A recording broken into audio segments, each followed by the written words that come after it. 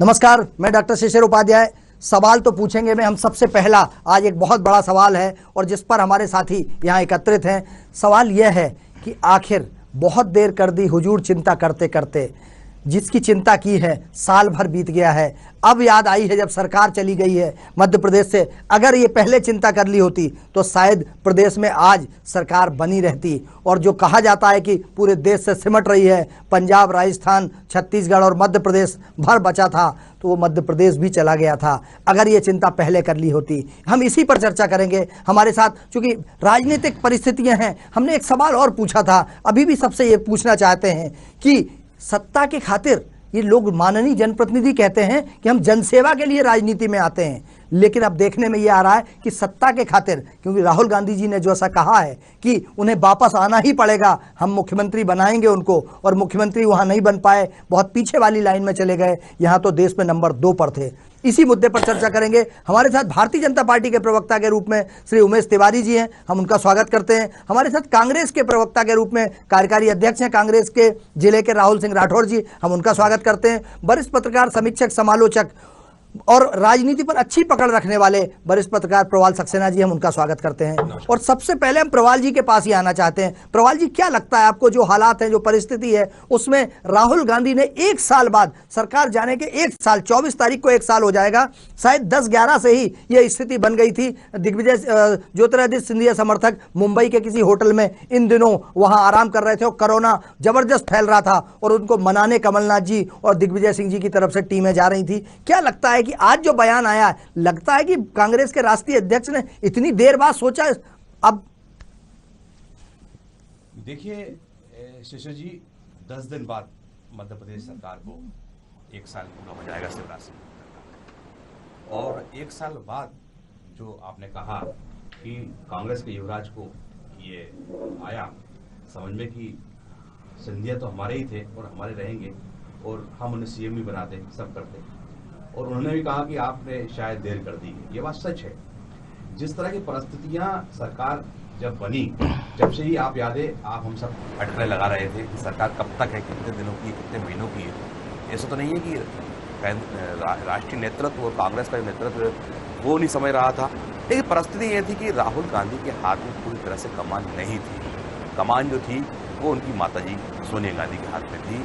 और जिस तरह से जो कांग्रेस के अंदर, देखिए, 2 पीढ़ी, जो 3 पीढ़ी के जो नेता हैं, जो एक जो बुजुर्ग हो चुके हैं या दूसरे अधेड़ हैं और जो तीसरे जवान हैं, तो बुजुर्ग नेता किसी भी कीमत पे नहीं चाहते कि नई पीढ़ी को अभी वो मौका दें। यही वजह है कि राजस्थान देखिए, मध्य प्रदेश देखिए, वहाँ पर भी अभी युवाओं में और बुजुर्ग पीढ़ी के अंदर भी एक अंतर्द्वंद चल रहा है, एक लड़ाई चल पा रही है, स्थितियाँ स्पष्ट नहीं हो पा रही हैं। हालांकि राहुल गांधी इन दिनों जिस तरह के बयान दे रहे हैं, जिससे आपको याद होगा शिशिर जी, उन्होंने कहा था इमरजेंसी एक भूल थी।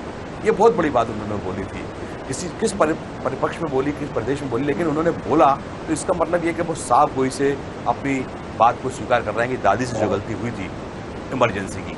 दूसरा, उन्होंने ये कहा, ये भी स्पष्ट किया कि अगर मेरी बात मान ली गई होती तो शायद जो है वो सिंधिया, ज्योतिरादित्य सिंधिया, जो युवा चेहरा था, एक अच्छा बढ़िया सेकंड नंबर पर थे वो, उनकी जो उनके साथ जो अंडरस्टैंडिंग थी, सबको मालूम, जग जाहिर है, वो कहीं ना कहीं वो टूटी। तो उनको दुख हुआ और उन्होंने कहा भी कि हम इसको, जो गलती हुई है, इसको हम दूर करेंगे और हम प्रयास करेंगे। लेकिन अब इन सब चीज़ों में शिशिर जी काफ़ी टाइम लग चुका है। अब स्थितियाँ वैसे नहीं बनी है। अब मैं कहते हैं ना, अब जो खाइयाँ हुई हैं उनको पाटने में टाइम लगेगा, लेकिन राजनीति में शिशिर जी सब संभव है। बिल्कुल, राजनीति में सब संभव है। प्रवाल जी, आपने जो बताया, मैं राहुल राठौर जी के पास आना चाहता हूँ। राहुल जी, जैसा अभी कहा है, जिस तरीके की बात हुई है, आपको लगता है कि एक कांग्रेस के राष्ट्रीय स्तर के सबसे बड़े नेता, जो राष्ट्रीय अध्यक्ष भी रहे हैं और अब उपाध्यक्ष हैं, उनकी मां राष्ट्रीय अध्यक्ष हैं, और वो अगर ऐसा कहें कि बहुत देर हो गई थी और हमको उन्हें वापस आना पड़ेगा, उस समय कहाँ सोए हुए थे? क्या कांग्रेस को बर्बाद करने में सबसे बड़ी भूमिका यही सिर्फ गांधी परिवार की है? नहीं, मुझे तो नहीं लगता कि ऐसी कोई बात राहुल जी ने कही जिस पर इतना बखेड़ा करना चाहिए। और भारतीय जनता पार्टी निरंतर अपने षड्यंत्र को आगे बढ़ा रही है। आज 10 मार्च 10/2020 को मध्य प्रदेश की इतिहास के सबसे बड़े गद्दार कहलाने वाले ज्योतिरादित्य सिंधिया ने आज ही भारतीय जनता पार्टी ज्वाइन करी थी। और राहुल जी जिस कार्यक्रम में थे वो यूथ कांग्रेस का कार्यक्रम था। एक युवा छात्र ने उनसे प्रश्न पूछा तो उन्होंने ये बताया कि ज्योतिरादित्य सिंधिया भाजपा में जाके बैक बेंचर बन गए हैं। ज्योतिरादित्य सिंधिया कि अब वहां कोई अहमियत नहीं है, भाजपा उन्हें कभी मुख्यमंत्री नहीं बनाएगी। उनका कहने का तात्पर्य ये था कि जो षड्यंत्र उन्होंने करा था भाजपा के साथ मिलकर, उस षड्यंत्र में वो कामयाब नहीं हो पाए, भाजपा ने उन्हें मुख्यमंत्री नहीं बनाया। कांग्रेस में जब वो थे उनकी, आप सब जानते हैं, उनकी महत्वाकांक्षा थी कि मुझे मुख्यमंत्री बना दिया जाए, प्रदेश कांग्रेस का अध्यक्ष बना दिया जाए। जब वो एयरपोर्ट पे आते थे तो उनके समर्थक कहते थे अब की बार सिंधिया की सरकार, प्रदेश कांग्रेस कार्यालय में आके दरवाजे पे भी लात मारते थे। अब क्या हो रहा है, वो एयरपोर्ट पर आते हैं तो क्या किसी की हिम्मत है कि भारतीय जनता पार्टी के कार्यालय में चिल्लाएं अब की बार सिंधिया की सरकार? ऐसे क्या हो रहा है? अब सिंधिया कहां सम्मान है? आज पश्चिम बंगाल के चुनाव की लिस्ट आई है जो वहां उनके स्टार प्रचारकों की, उसमें ज्योतिरादित्य सिंधिया का नाम तक नहीं है। नरोत्तम मिश्रा जी सही जाने कितने, शिवराज जी तो बड़े नेता हैं और छोटे छोटे कई लोगों के नाम है, इनको इस काबिल नहीं समझा। आप देखिए जब भी भाजपा के यहाँ के कल जिला अध्यक्ष के जन्मदिन का एक पेपर में एड आया, उसमें सिंधिया का फोटो 27वें नंबर पे लगा हुआ था। क्या वैल्यू ज्योतिरादित्य सिंधिया की हो गई है? जबकि कांग्रेस में मैंने क्या पूरे 130 करोड़ लोगों ने देखा था कि वो राहुल जी के पड़ोस में बैठते थे, बाकायदा उनको लोकसभा में मौका दिया जाता था। जब वो भोपाल आते थे तो हम उन्हें अपने दूसरे तीसरे नंबर का नेता मानते थे। जब उन्होंने सत्याग्रह करा तो हमारे सारे बड़े नेता सहित एक एक कार्यकर्ता उनके सम्मान में खड़ा रहा। और वो कहते हैं कि शिवराज जी के हाथ खून में लगे हुए हैं। आज उसी शिवराज जी को उन्होंने कांग्रेस से गद्दारी करके 15 वर्ष के उन कार्यकर्ताओं की मेहनत को दरकिनार करके उसको बेच दिया करोड़ों रुपए में। क्या मजबूरी थी? उनकी जो मजबूरियां थी वो स्पष्ट दिख रही है कि करोड़ों रुपए का लेन देन करके वे भाजपा में चले गए। और राहुल जी ने एक बात कही है, क्रिटिक करी है कि मैं अपनी स्वयं से आकलन करता हूं कि आज मैं कांग्रेस में भोपाल का जिला कार्यकारी अध्यक्ष हूं और प्रदेश कांग्रेस कमेटी से लेके हर स्तर पे अपनी बात रख सकता हूं। मुझे लोकतंत्र है और आजादी है, लेकिन भारतीय जनता पार्टी का जिला अध्यक्ष हो या कोई नेता हो, वो कोई आजादी नहीं है। वहां उसकी हिम्मत नहीं है कि वो भाजपा के प्रदेश कांग्रेस कार्यालय में जाकर अपनी बात के लिए, अभी इनके कुछ दिन पूर्व इनके अभी मुझे पता लगा एक प्रवक्ता थे, उनको इनके प्रदेश अध्यक्ष ने डांट लगा दी। तो ज्योतिरादित्य सिंधिया जी की अब वो अहमियत हो गई है कि कहीं नहीं, चुपचाप बैठे रहो। राज्यसभा के सांसद बन गए हो, वैसे तो उन्हें 70-75 साल में बनना था, पर वो काम उन्हें 50 साल की उम्र में मिल गया है। अब राज्यसभा के सांसद बनेंगे और चुपचाप एयरपोर्ट पर आएंगे, वहां से गुना चले जाएंगे। अब ना कहीं कोई स्वागत होगा और ना सत्कार होगा। और देख लीजिएगा, भारतीय जनता पार्टी से दोगली कोई पार्टी नहीं है। आने वाले दिनों में ज्योतिरादित्य सिंधिया का हर्ष वो होगा जो लाल कृष्ण आडवाणी जी का हुआ है, मुरली मनोहर जोशी जी का हुआ है और अन्य नेता का हुआ है। इससे बुरा हाल ज्योतिरादित्य सिंधिया का होगा। और आज 10 मार्च है, आज ही के दिन सिंधिया ने भाजपा ज्वाइन करी थी। आज तक उन्हें केंद्रीय मंत्री नहीं बनाया। आज तक कितनी बार भारत के प्रधानमंत्री उनसे मिल लिए। सब झूठ बोलते हैं, कहीं कोई उन्हें अहमियत नहीं जा रही है। सिंधिया की राजनीतिक अस्तित्व, राजनीतिक जमीन खत्म है, क्योंकि ग्वालियर पूर्व से कांग्रेस का विधायक बना है, जहां के मतदाता ज्योतिरादित्य सिंधिया है।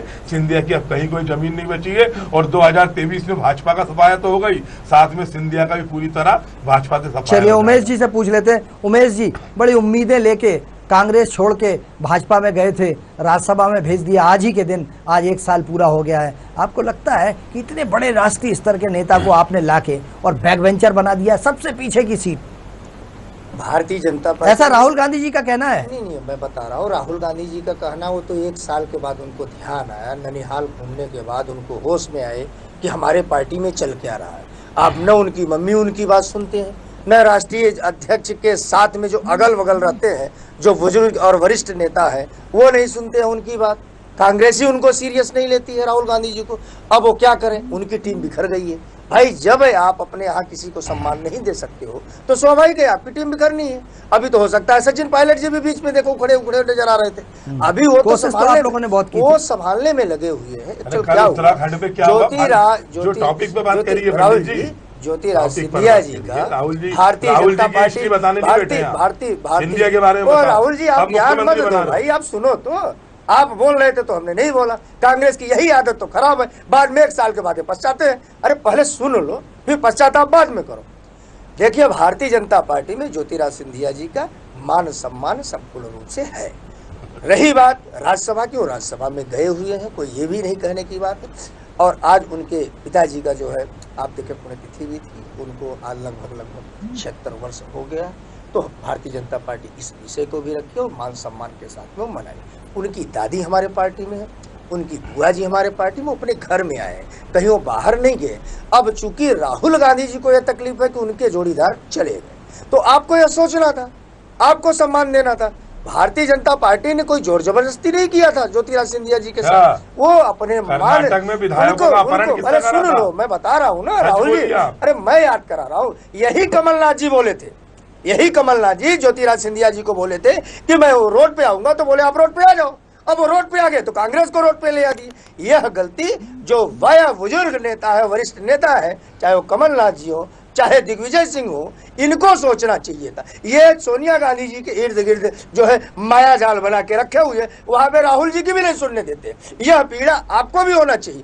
आप युवा नेता हो कांग्रेस के, आपके वो राष्ट्रीय अध्यक्ष पूर्व जो है राहुल गांधी जी युवा नेता है, तो आप लोग को भी इस विषय को रखना चाहिए कि जो बुजुर्ग है कम से कम युवाओं का हमारे ऊपर, हमारे जो राष्ट्रीय अध्यक्ष थे उनकी नहीं सुने। यही जब भाजपा के लोगों को बुजुर्गों की बात नहीं करनी चाहिए। नहीं, भारतीय जनता पार्टी 88 ईयर के श्रीधरन को आपने केरल का सीएम प्रेजेंट करा, भारतीय आप क्या युवाओं की बात करोगे? मैं आपको बता दूं, हमने NSUI और यूथ कांग्रेस के अध्यक्ष विधायक हैं कांग्रेस में, अखिल भारतीय विद्यार्थी परिषद के युवाओं की बात, अखिल भारतीय विद्यार्थी परिषद 50 साल में थोड़ी अखिल भारतीय विद्यार्थी परिषद, अभी जो है 50 साल का व्यक्ति एबीवीपी का होता है, प्रदेश अध्यक्ष है। जीवन भर थोड़ी एबीवीपी के रहोगे, मैं क्या जीवन भर NSUI का रहूंगा? आप भी जीवन भर नहीं हो। NSUI के अध्यक्ष विपिन वानखेड़े जी, कुणाल चौधरी यूथ कांग्रेस अध्यक्ष, दोनों विधायक हैं। भाजपा का कौन युवा विधायक है? मैं कह रहा हूँ ना कि युवा विधायकों का नाम कितने गिना दूं, तो प्रदेश अध्यक्ष सांसद तक है, गिनाओ ना, सांसद तक है। को टिकट दिया आपके पार्टी में, आपके पार्टी में 60 साल और 65 साल वाले युवा ही रहते हैं, ये ध्यान देना।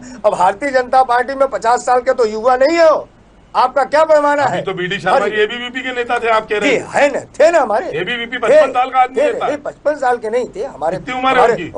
भाई उनकी उम्र अभी कितनी है वो छोड़ो आप, आज उन्हीं उसी पृष्ठभूमि से वो आए हैं और मध्य प्रदेश भारतीय जनता पार्टी के प्रदेश अध्यक्ष है और खजुराहो से जो है सांसद है लोकसभा। बाकी लेकिन उमेश जी मेरा ये मानना है कि जैसा आप चूंकि बुजुर्गों की बात कर रहे हैं, आपके यहाँ भी अडवाणी जी का, मुरली मनोहर जोशी जी का क्या असर किया है? आप श्रीधरन जी को तो ले आए, लेकिन आपने बीच में कहा था कि 70 से ज़्यादा की उम्र वालों को सत्ता में रहने की वो नहीं है। इसी पे अडवाणी जी और मुरली मनोहर जोशी जी जैसे बहुत सारे लोगों को आपने हटा दिया। ताई को भी टिकट इसीलिए नहीं दिया था कि एक उम्र हो गई है। तो आपको लगता है कि दोहरा मापदंड होता है और आप केरल में सत्ता पाना है इसलिए आपने वहाँ मेट्रो मैन को वहाँ पे आगे बढ़ा दिया? नहीं, बात मेट्रो मैन की नहीं है। बात एक्चुअल क्या है, पार्टी के जो हमारे जो है राष्ट्रीय नेतृत्व बैठती है वो सभी मिलकर सामूहिक निर्णय लेते हैं। इसमें कांग्रेस की तरह हमारे यहाँ चाल नहीं है कि एक व्यक्ति जो बोल दिया वन मैन शो वही होना है। लेकिन भारतीय जनता पार्टी में अच्छी लगती है, भारतीय जनता पार्टी सरकार बनेगी तो बीफ नहीं खिलाएंगे। भारतीय जनता पार्टी उसी तरह का मापदंड नहीं, वो आपको ऐसा लगता है। माननीय मनोहर जोशी जी का भी मैं आऊंगा उमेश जी, मैं प्रवाल जी के पास आना चाहता हूँ। मैं प्रवाल जी के पास आना चाहता हूँ। प्रवाल जी, आपने दोनों लोगों की बातें सुनी, दोनों लोगों का अपना अपना तर्क है, क्योंकि सच्चाई है। कांग्रेसी अपने पार्टी का पक्ष रखेंगे, भारतीय जनता पार्टी के अपनी पार्टी का पक्ष रखेंगे। निष्पक्ष राय पत्रकारों से अपेक्षा की जाती है। और आपने जो अभी बात कही, क्या बहुत दोनों राजनीतिक दलों में सत्ता के लिए एक बात आई और राहुल गांधी जी ने कहा कि वो जिस काम के लिए वहाँ गए थे वो उनको नहीं मिल पाया। तो क्या आपको लगता है कि जनसेवा के नाम पे सिर्फ ढोंग करते हैं माननीय लोग? क्योंकि सत्ता के लिए ही सारे दल बदल होते हैं। जितने दल बदल हैं, मंत्रियों ने इस्तीफा इसलिए दिया, यहाँ भी मंत्री थे उधर मंत्री बन गए, लेकिन सत्ता के लिए ही सब कुछ होता है क्या? शिशा जी, ये बात बिल्कुल सही है। अब अटल बिहारी वाजपेयी जैसे नेता नहीं बचे कि एक सीट के खातिर सरकार को कुर्बान कर दें। यहाँ पर सवाल ये है कि अब सत्ता ही सर्वोपरि हो गई है, न केवल सर्वोपरि हो गई बल्कि सत्ता जो इससे चढ़कर बोल भी रही है। आज आप देखो, जैसी सत्ता में चाहे कांग्रेस के विधायक हो, जो मंत्री बने थे आपने देखा 15 महीने, चाहे अब देखो, तो ऐसा लगता है जैसे कि मतलब जो अभी क्षण मिल गया है ये शायद दोबारा मिले न मिले, इसका भरपूर हम लाभ उठा लें। तो फिर आदमी कुछ नहीं समझता, कार्यकर्ता कुछ नहीं समझता, वो एक प्रकार का खुद बहुत बड़ा ज्ञानी ध्यानी सब कुछ हो जाता है, थिंकर हो जाता है, वो मतलब उसके आगे सब बोने हो जाते हैं। ये जो सत्ता का मद जो से चढ़कर बोलता है, जो कई बीमारियां एक साथ लेके आता है, वो निश्चित रूप से बहुत ही दुखदायी होती है, क्योंकि फिर वो दूसरों के कानों से सुनता है, दूसरों की आंखों से देखता है और दूसरों के मुख से ही बात करता है। तो आज हम देख रहे हैं, चाहे कोई भी दल हो, वो उसके लिए सच है कि सत्ता सर्वोपरि हो गई है। उसके लिए जो कुछ भी अतिक्रमण करना पड़े वो करता है, और बाद में नफा फायदा नुकसान क्या होता है ये बाद में मालूम पड़ता है। सिंधिया जी जिस जोश के साथ, ये बात सच है कि भारतीय जनता पार्टी में आए थे, जिससा लगता था कि वो एक कांग्रेस से युवराज यहाँ आ रहा है, उसकी एक चमक और एक धमक और एक धमाकेदार जिससे बोलते हैं एंट्री होती है सिंघम के माफिक, वैसी निश्चित रूप से नहीं हो पाई है। 1 साल के इंतजार के बाद भी वो जो बात सकते थे उपचुनाव में भी बहुत अच्छा परफॉर्मेंस जैसी उम्मीद थी वो नहीं हो पाया है। और मैंने आपसे कहा ना, भारतीय जनता पार्टी के अंदर जो है, जो चाहे प्रदेश अध्यक्ष हो चाहे राज्य अध्यक्ष हो, उसके सामने जो है आपको बैठना पड़ता है, और वो ही जो निर्देश, दिशा निर्देश संगठन देता है उसका पालन करना पड़ता है। अगर वो कहेगा पल्स पोलियो में आपको वार्ड में जाकर खड़े होना है तो आपको होना है। और कांग्रेस में ऐसा नहीं है। कांग्रेस में जो संस्कृति है वो एक अलग तरह की संस्कृति है। कांग्रेस के अंदर जो गुटबाजी है वो अलग तरह की गुटबाजी है, तो वहाँ कोई किसी का बॉस नहीं बन सकता है। तो ये दोनों चीज़ों के बीच में आपने सही कहा, सिंधिया जी आज जिस परिस्थितियों में हैं, अभी उनको और अभी पार्टी जो है वो इंतजार करवाएगी, थोड़ा और उनको जो है लीपेगी पोतेगी और देखेगी कि हमारे लायक बनेगी नहीं बने, इसलिए अभी उनको भाजपा में भी थोड़ा और इंतजार करना पड़ेगा। प्रभाल जी, एक और बात जो राहुल गांधी ने कही, चिंगारी कुछ ना कुछ अंदर तो है, उसी के कारण शायद ऐसे बयान आ रहे हैं। क्या 1 साल तक मंत्री ना बनाए जाने के कारण अपमानित महसूस कर रहे हैं ज्योतिरादित्य सिंधिया, और ये बाजी पलट भी सकती है?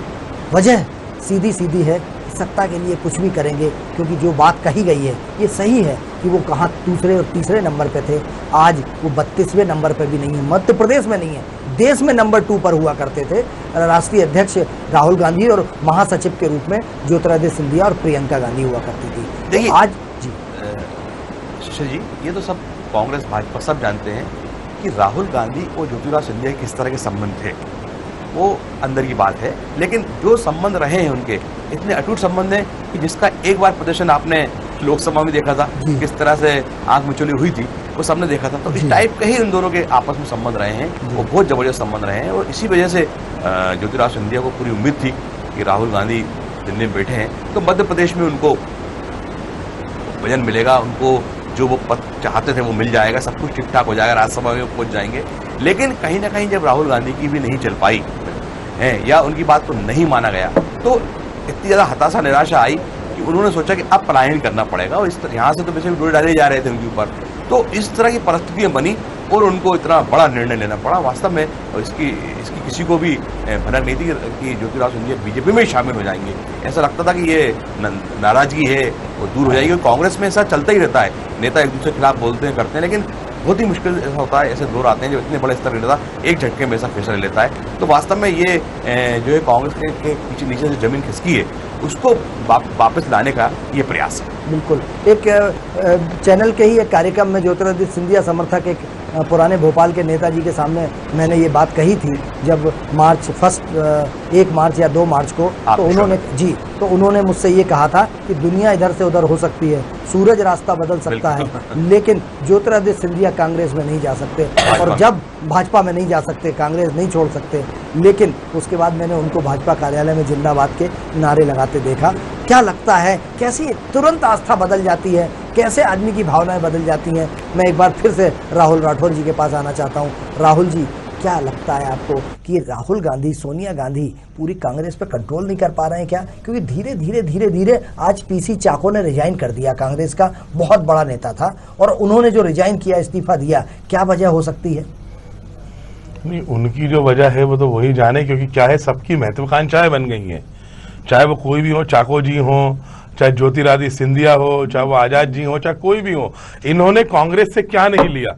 ज्योतिरादित्य सिंधिया अनुकंपा नियुक्ति ही कहूंगा मैं उनको, वो आए थे, उपचुनाव में सांसद बन गए, उसके बाद उन्हें केंद्रीय मंत्री बनाया, महासचिव बनाया, कांग्रेस की CWC का मध्य प्रदेश से इकलौता सरस बनाया, और कई उनको मुकाम दिए गए कांग्रेस पार्टी ने, उन्हें इतना सम्मान दिया। पीसी चाको जी को क्या नहीं दिया, आजाद साहब को क्या नहीं दिया। आज जीवन भर इनने कांग्रेस के नाम से सब कुछ कमाया। ये सब महत्वाकांक्षा और स्वार्थ की परिभाषा है। जिसका कोई अंत नहीं हो। राहुल गांधी जी दिल के एक सच्चे व्यक्ति हैं, इसका उदाहरण बार बार हमें देखने को मिलता है। अगर उन्होंने जो बात सिंधिया के लिए कही, उसके पीछे भी ये कारण है कि उनके मन में उन्हें लगा कि ये व्यक्ति मेरे साथ रहता था जब इसका सम्मान था, और आज ये बैक बेंचर हो गया। आज इसको पीछे देखो तो लाइन में कहीं आखिरी में खड़ा रहता है। बीडी शर्मा इसके गले में हाथ डाल लेता है। ये अपने आप को महाराज कहता था ग्वालियर का। शर्म आती है, मतलब मुझको देख के इतना बुरा लगा जब बीडी शर्मा जी की फोटो देखी, उनने इनके गले में हाथ डाल रखा था। जिस ज्योतिरादित्य सिंधिया के गले में मैंने मध्य प्रदेश के भी किसी नेता को कभी गले में हाथ डालते नहीं देखा। इस तरह का उनका मान सम्मान हो गया। भाजपा के लोग, कई मेरे मित्र हैं, मैं उनसे बात करता हूं कि सिंधिया आपके नेता, तो कहते कौन सिंधिया, हमारा कोई नेता नहीं है। इस तरह की इनकी वैल्यू है। कोई कार्यकर्ता भाजपा का उनका सम्मान नहीं करता। सिर्फ उन्होंने स्वार्थ सिद्ध करने के लिए और मतलब के लिए ज्योतिरादित्य सिंधिया को 10 मार्च को भाजपा में शामिल कराया।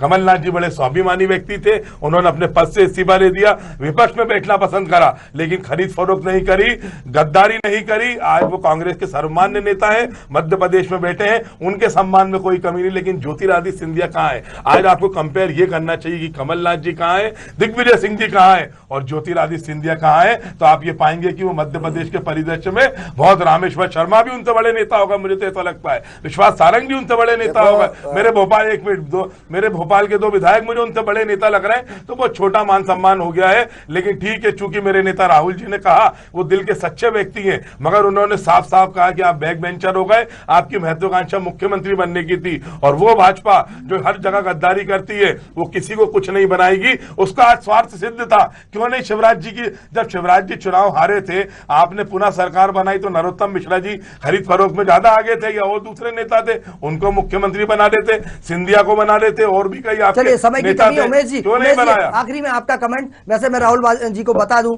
कि कमलनाथ जी बहुत ही स्वाभिमानी नेता हैं, लेकिन 15 महीने सारे पदों पर वही बैठे रहे, मुख्यमंत्री वही रहे, प्रदेश अध्यक्ष वही रहे, निगम मंडल अध्यक्ष वही रहे, सारे, कोई आयोग में किसी को, आप जैसे कार्यकर्ताओं को कभी 15 महीने में वो नियुक्ति नहीं दे पाए। बड़े स्वाभिमानी थे, सारे पदों पर खुद ही कब्जा करके बैठे हुए थे। मैं उमेश जी आपके पास आता हूं, आखिरी समय की कमी है, क्या लगता है कि इस तरीके से पार्टी में इतना बड़ा नेता आ जाए और आप उसको 1 साल से लटकाए हुए हैं, कोई पूछने वाला नहीं है, तो क्या इतने बड़े राष्ट्रीय जिनका ऑरा है उसको लाके आपने दीपक को छोटा सा जो सूरज दिखा दिया है?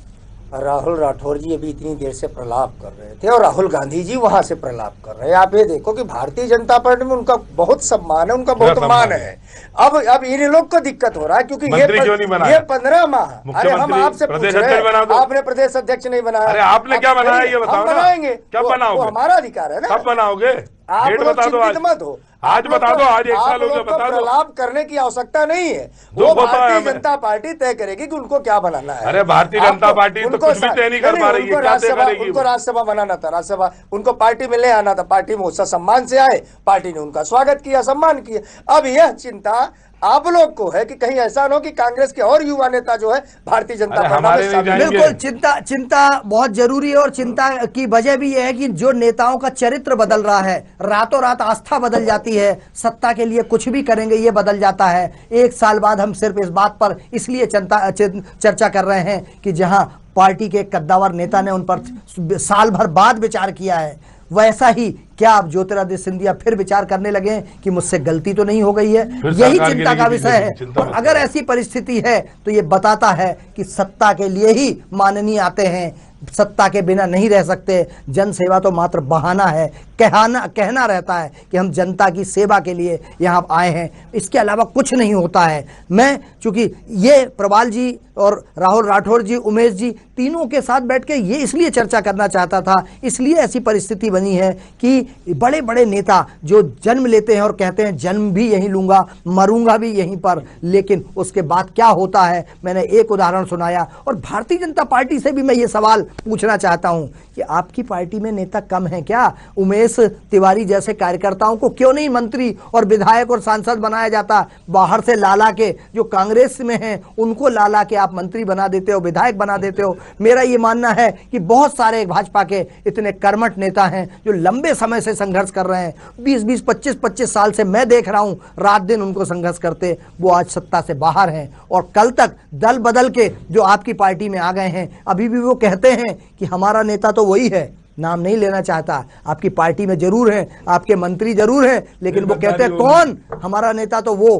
तो ये जब आपके जब कांग्रेस के नहीं हुए तो आपके क्या होंगे, और जब वो आपके नहीं हुए तो कांग्रेस के क्या होंगे। ये सिर्फ सत्ता लोलुपता की वजह है शायद, और इसीलिए हम लोग चर्चा कर रहे हैं। हमारे साथ इस मुद्दे पर चर्चा करने के लिए भारतीय जनता पार्टी के प्रवक्ता के रूप में उमेश तिवारी जी जुड़े, आपका बहुत बहुत धन्यवाद। हमारे साथ कांग्रेस के प्रवक्ता और कांग्रेस के कार्यकारी जिला अध्यक्ष राहुल सिंह राठौर जी जुड़े, आपका बहुत बहुत धन्यवाद। वरिष्ठ पत्रकार, समीक्षक, समालोचक, कई चैनलों में और अखबारों में संपादक के रूप में काम कर चुके प्रवाल सक्सेना जी जुड़े, आपका बहुत बहुत धन्यवाद। साधना न्यूज अपील करना चाहता है फिर से एक बार, पूरे देश में कोरोना महामारी आ रही है, हाथ धोते रहें, सोशल डिस्टेंसिंग का पालन करें और मास्क जरूर लगाएं। मास्क जरूरी है, 2 गज की दूरी बहुत जरूरी है। साधना न्यूज खबरों का सिलसिला जारी रहेगा। मुझे अनुमति दीजिए, नमस्कार।